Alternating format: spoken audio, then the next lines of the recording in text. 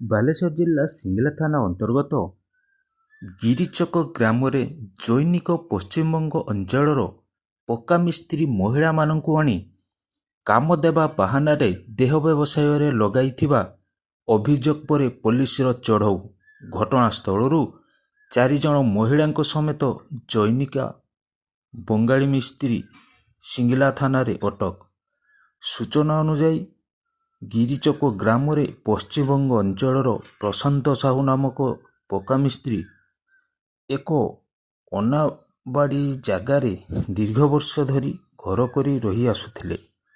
ମାତ୍ର ସେଠାରେ ସେ କାମ କରାଇବା ବାହାନାରେ ବିଭିନ୍ନ ମହିଳାମାନଙ୍କୁ ଆଣି ଅନୈତିକ କାର୍ଯ୍ୟରେ ଲିପ୍ତ କରାଉଥିବା ନେଇ ଗ୍ରାମବାସୀମାନେ ବାରମ୍ବାର ଅଭିଯୋଗ କରିଥିଲେ।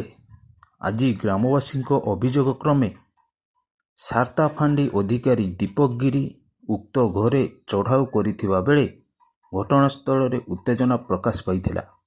ଏହି ଘଟଣାରେ 4 ଜଣ ମହିଳାଙ୍କ ସମେତ ପଶ୍ଚିମବଙ୍ଗ ଅଞ୍ଚଳର ମିସ୍ତ୍ରୀ ପ୍ରଶାନ୍ତ ସାହୁଙ୍କୁ ଅଟକ ରଖି ଅଧିକ ତଦନ୍ତ ଜାରି ରଖିଛି ପୋଲିସ।